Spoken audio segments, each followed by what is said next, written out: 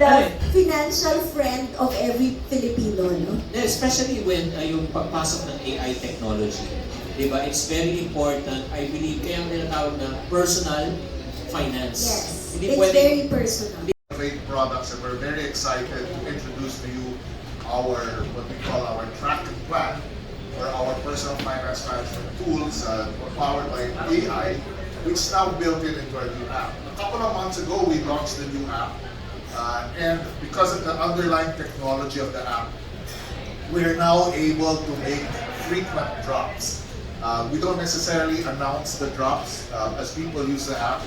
Changes will just be obvious. It will just appear because we will be updating the app almost invisibly to our users. So today we want to introduce this new feature which we call our track and plan, or personal finance management. At BPI, we're very, I guess I would say, one of our goals is to make sure that people are educated about their finances. And while many of us think of finance as making investments, you know, what we really want to do is educate people on responsible savings and responsible use of their finances. It's like chasing a carrot in front of the stick or a bone in front of the stick.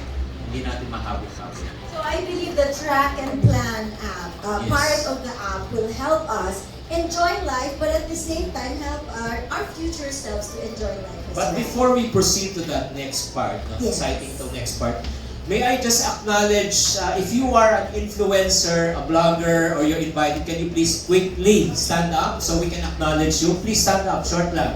Oh, Jax, I see Jax. Ano talaga? Oo. Wholesome naman, di ba? Wholesome. Oo naman, wholesome. Oh, Sample to. Di ba, mga supplement, mga gamot, mga lahat, tapos mga iba-iba. Basta, Negosyante pala talaga. pero ano lang ha, wala lang drugs ha, wala lang drugs. Ano nga, kaya kinaklarify ko, baka marami Hindi dito. naman. Hirap na. Thank you very much, Yes, Jax. Making payments through your checks, you're saving with your deposit account. We're looking at all these transactions and finding the story of your money habits. Kumbaga, when you open the app, it's not just looking through a list of transactions that you've done. We're going to see exactly ano yung ginagawa mo with your money in a more meaningful way. So, next please. So the kind of insights you will see is a combination of alerts of unusual activities. Makakakita rin tayo ng konting habits that you see month over month, things that you usually do. And then we'll give you rin gentle nudges to stay on track. Like if we see that there are some things that you're not doing that maybe you should be doing, we'll remind you. And lastly, we want you to look forward to even more insights. Kasi the more that you use it, the more you transact, and the more BPI also gets to know how you're using the app, the richer the insights will become in the next months and years. So the next one is an example of an insight. Next please. An insight that really looks at kumbaga, the story of your finances. Your deposits, for example, say your salary credit. You know how from the same payer, month after month, on this day usually, you get this amount. Maybe this month it's lower than usual, baka hindi na process yung vacation leave mo. Or maybe it's higher than usual. You did a great job and your boss gave you a raise. So the app will alert you, and you can dig deeper into what this transaction is, and you can plan better around it, right? So here, this is an example of one of those stories. So on the left, that's what we call like a teaser. That's what you're going to see at the top of the app. It will say change in deposit. Tapos may kita mo na, oh, this month is lower than the last few months. And then when you click it, mas may kita mo yung fuller story na kunwari, this deposit from HR was credited to your account, and then ito yung trend niya month over month.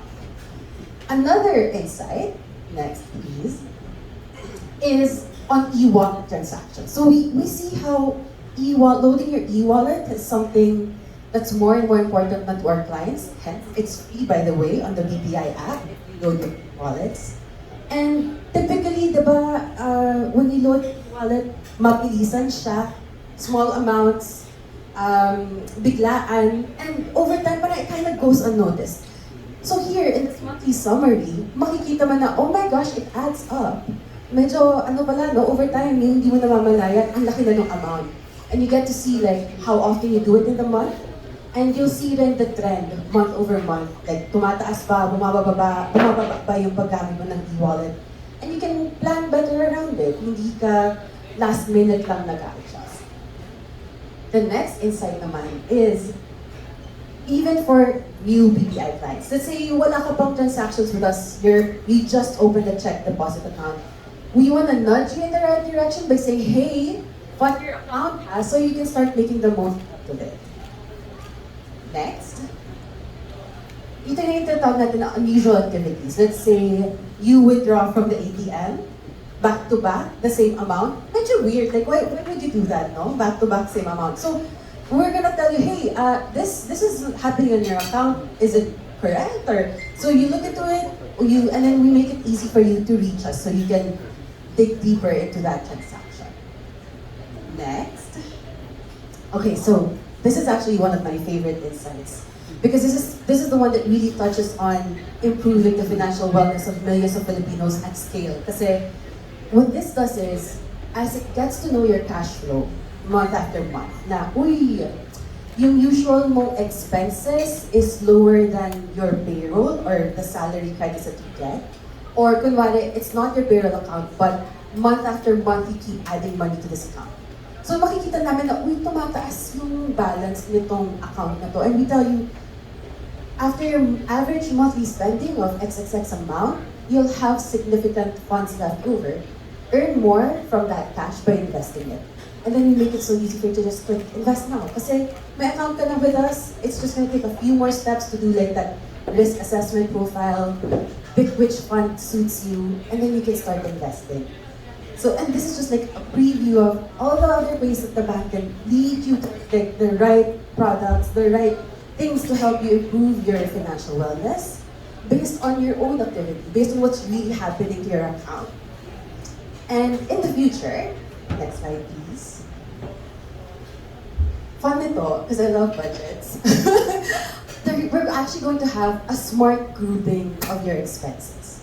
So things that are happening across your different accounts, expenses on your credit card, on your deposit accounts, is going to be grouped intelligently into categories, so you know exactly what your money is doing.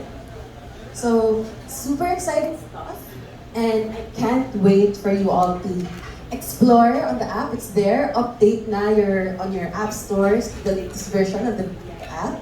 You have until September 30 to do so. And I'm sure you guys have more questions, which my bosses will be very happy to answer. Okay.